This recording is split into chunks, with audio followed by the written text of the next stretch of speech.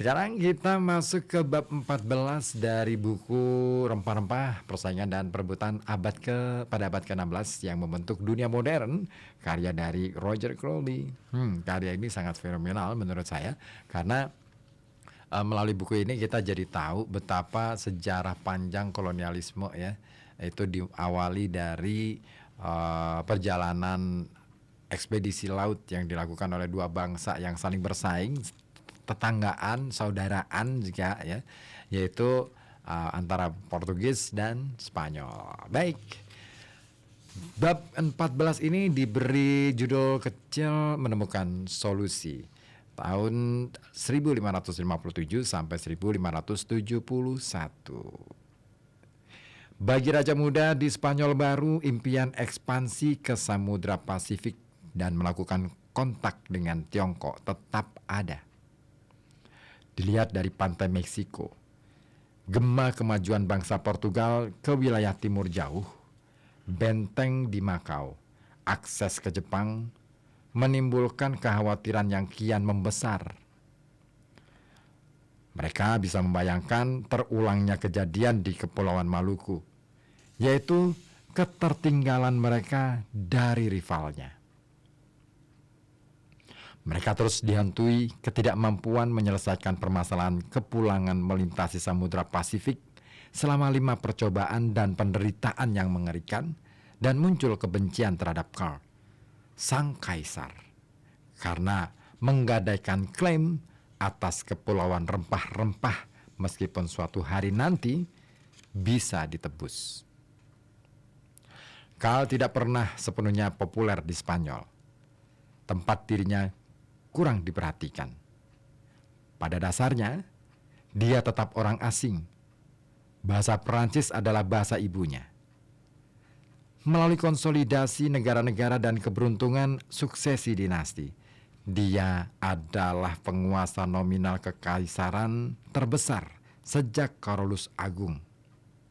Dia dipuja sebagai kaisar universal dengan wilayah terbentang dari Laut Utara hingga Wina, dari pesisir pantai Samudra Pasifik hingga pantai Afrika Utara. Namun, warisan ini merupakan lautan masalah. Perang berulang dengan Prancis, pemberontakan di Belanda, ancaman kaum Lutheran, persaingan besar dengan kekhalifahan Utsmaniyah, penyerbuan endemik atas wilayah Spanyol dan Italia oleh bajak laut Muslim. Dia menghabiskan uang secepat yang bisa didapatkannya. Dunia baru menjadi sumber dana yang diharapkannya. Emas Inka dan Aztec, perak dari pegunungan Andes dan Meksiko. Tetapi jumlahnya tidak pernah cukup. Uang menguap dengan cepat bagaikan air di permukaan gurun pasir. Kekaisaran menjadi beban yang tidak dapat ditopang, beban yang ditanggung Karl bagaikan penderitaan seorang lelaki yang memainkan bola batu raksasa. Pada akhirnya, dia remuk di bawah beratnya tanggungan tersebut. Pada tahun 1546, dia turun tahta untuk digantikan oleh putranya, Philip, dan pensiun untuk menjalani kehidupan sebagai biarawan. Philip adalah orang Spanyol yang dinaturalisasi dan lebih memperhatikan wilayah dunia baru. Mendengarkan bisikan dari Meksiko, dia menghidupkan kembali proyek Pasifik. Pada tahun 1557, izin resmi diberikan kepada raja mudanya, Luis Velasco. Kami memutuskan untuk memberikan izin kepada Anda agar melakukan pelayaran eksplorasi ke seberang lautan menuju pulau-pulau atau negara di wilayah Anda. Pada tahun 1559, Velasco mulai menghubungi para ahli di lapangan dan menyusun proposal baru untuk melintasi Samudra Pasifik. Sang raja bersikeras. Kapal-kapal tidak boleh memasuki wilayah Kepulauan Maluku yang bertentangan dengan perjanjian dengan Raja Portugal. tetapi harus melanjutkan ke pulau-pulau yang berdekatan dengan wilayah itu. Misalnya Kepulauan Filipina yang berada di luar garis demarkasi dan dilaporkan turut memproduksi rempah-rempah. Philip telah tertipu dalam hal ini.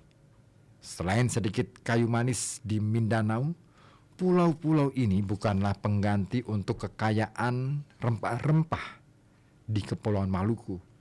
Dan meskipun tidak secara spesifik disebutkan dalam dokumen perjanjian, Filipina sesungguhnya berada di wilayah Portugis.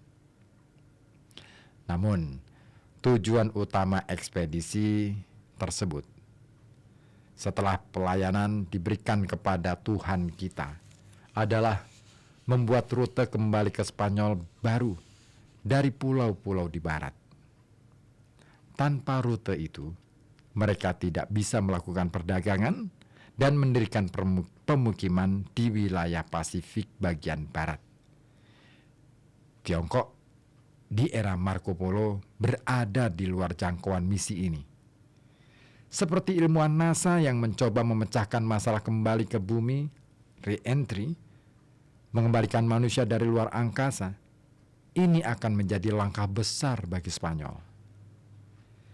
Lelaki yang dianggap sangat diperlukan untuk proyek ini, yang sudah diajak berkonsultasi oleh Velasco, adalah Andres de Urdaneta. Urdaneta, seseorang yang taat, telah menerima perintah suci dan bergabung dengan Ordo Agustinian pada tahun 1552, tetapi tetap memiliki minat yang besar terhadap misi eksplorasi Samudra Pasifik. Sang raja mengirimkan permintaan yang sangat sopan kepada petualang veteran itu. Jawaban Urdaneta ternyata menunjukkan persetujuannya. Walaupun saya berharap dapat menghabiskan sisa-sisa hidup saya dalam masa pensiun, dengan mempertimbangkan usia saya yang sudah menginjak 52 tahun dan kesehatan yang menurun, setelah terus-menerus hidup dalam kesengsaraan sejak masa kanak-kanak saya, tetapi saya siap menghadapi kerasnya perjalanan ini, dengan mengetahui perjalanan itu telah direncanakan karena semangat besar yang mulia dalam melayani Tuhan kita dan untuk penyebaran iman Katolik kita yang suci. Urdaneta memiliki waktu bertahun-tahun lamanya untuk mempelajari masalah rute pulang via Samudra Pasifik. Untuk mengatasinya, diperlukan dua hal penting: kapal-kapal yang sangat kukuh dan membawa perbekalan banyak, serta waktu kepulangan yang tepat untuk menangkap angin barat laut, menguntungkan, yang akan membawa mereka kembali ke Meksiko. Dia juga telah berpikir cukup lama dan cukup keras tentang semua aspek logistik dan rute keluar. Namun, bagi sang biarawan tersebut, ada masalah hati nurani, masalah garis Tordesillas yang menjengkelkan dan tidak dapat diselesaikan. Urdaneta sangat meyakini Filipina berada di zona Portugis dan tidak siap melakukan pelanggaran yang disengaja. Dia mengusulkan Papua sebagai sasaran untuk mendirikan sebuah pangkalan. Velasco sendiri juga memiliki keraguan serupa. Tanyakan kepada ahli kosmografi manapun yang Anda inginkan. Apakah pendaratan di Filipina tidak bertentangan dengan perjanjian Zaragoza? Ada satu pasal kelonggaran kecil. Kedua lelaki itu meyakini mereka akan diperbolehkan memasuki wilayah Portugis semata-mata karena tujuan Kristiani yang layak dipuji, menyelamatkan para pelaut dari kapal karam yang mungkin terjebak di sana. Upaya baru ini memerlukan waktu persiapan selama 7 tahun dan memakan biaya yang sangat besar serta menggunakan tenaga manusia dalam jumlah besar. Kapal-kapal akan dibuat di Pelabuhan Barra de Navidad di pantai Pasifik yang membutuhkan bahan baku yang diambil dari seluruh dunia. Di koloni-koloni baru yang baru dikuasai, infrastruktur dan sumber-sumber daya selalu menjadi tantangan tersendiri. Mereka selalu kekurangan tenaga kerja terampil. Kita menghadapi kesulitan besar, keluh seorang perwira, dalam menemukan bahkan 28 atau 30 pekerja terampil yang sekarang terlibat dalam pembuatan kapal. Meskipun lebih banyak lagi yang meninggal akibat tekanan dari bekerja terlalu keras. Banyak kebutuhan industri yang tidak dapat dibuat di dunia baru. Artileri, jangkar, persenjataan, dan kain layar harus dibawa melintasi Samudra Atlantik dari Sevilla ke pelabuhan Veracruz, kemudian diturunkan di pantai lalu diangkut melintasi bagian tersempit dari Tanah Genting. Jarak sekitar 300 km, pertama-tama menggunakan tongkang sungai, kemudian memakai kereta yang ditarik lembu. Jalan darurat harus diciptakan menembus hutan ke pantai barat di Tehuantepec. Barang-barang itu kemudian diangkut oleh feri dari sana ke Navidad. 1000 kilometer menyusuri pantai. Tiang-tiang ditebang dari hutan Nicaragua dan dikirim ke galangan kapal. Mengumpulkan perbekalan adalah pekerjaan yang sangat melelahkan. Velasco menjelaskan, kami harus menunggu setahun penuh untuk panen gandum yang dibutuhkan untuk membuat biskuit. Bahan makanan lainnya harus diangkut melalui jarak yang jauh ke pelabuhan Navidad. Dan karena beberapa di antaranya harus tetap kering dan tidak rusak, kami terpaksa harus menunggu musim kemarau tahun ini sebelum bisa memuatnya ke kapal guna memastikan produk-produk tersebut layak untuk dikonsumsi selama perjalanan yang diproyeksikan akan berlangsung 2 tahun lamanya. Bahan makanan dari kota Meksiko harus dibawa melintasi Rio de Balsas dengan rakit darurat yang penuh risiko. Lalu, ada masalah perekrutan awak kapal. Mungkin cukup banyak informasi yang diketahui tentang beberapa perjalanan sebelumnya, sehingga sangat sulit untuk mempromosikan perjalanan ini. Juru berita yang ditemani pemain trompet dan drum berkeliling kota menyampaikan prospeknya, gaji tinggi, dan peluang menjadi kaya raya.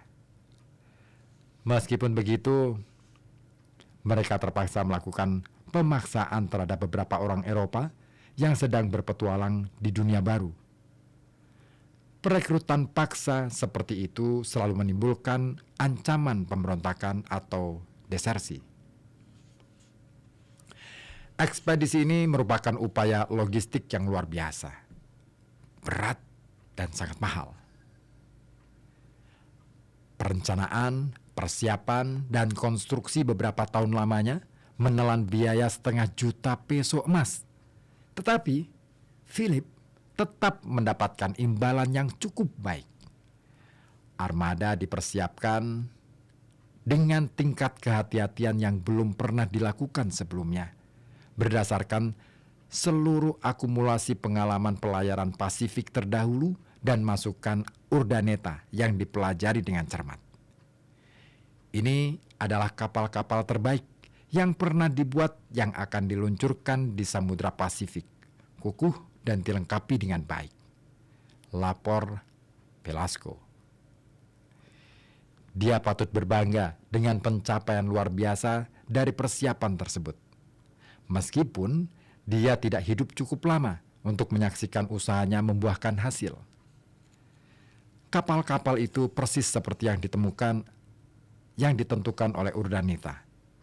2 kapal besar, kapal utama San Pedro dengan bobot 500 ton, kapal kedua adalah San Pablo dengan bobot 400 ton. Kemudian 2 kapal yang lebih kecil, San Juan dengan bobot 80 ton dan kapal pengintai ringan Pinace dengan bobot 40 ton, San Lucas. semuanya dilengkapi dengan baik dan memiliki persediaan yang cukup. Lalu, seperti apa perjalanan yang akan dilakukan oleh Urdaneta untuk yang kesekian kalinya membawa misi dari Spanyol ini untuk bisa menginvasi, ya, kalau boleh dibilang seperti itu, Filipina, Manila. Oke, saya tunggu respon dari Anda. Silakan, Anda bisa bergabung di 0855420912. Saya sapa dulu yang sudah bergabung di live TikTok. Ada Mas Harto, di Kajen, jus yuk. Di Kajen alun-alun Kang. Aduh, saya masih tugas ya. Opini Rakyat, terima kasih. Gabung juga. Terus siapa lagi nih? Ya, Pak Sudipyo di Ambu Kembang, terima kasih juga informasinya. Oke. Saya masih akan bersama Anda di Serbuk Senin Berbuku, hanya di FM 91,2 Radio Kota Batik, News Interaktif Solutif.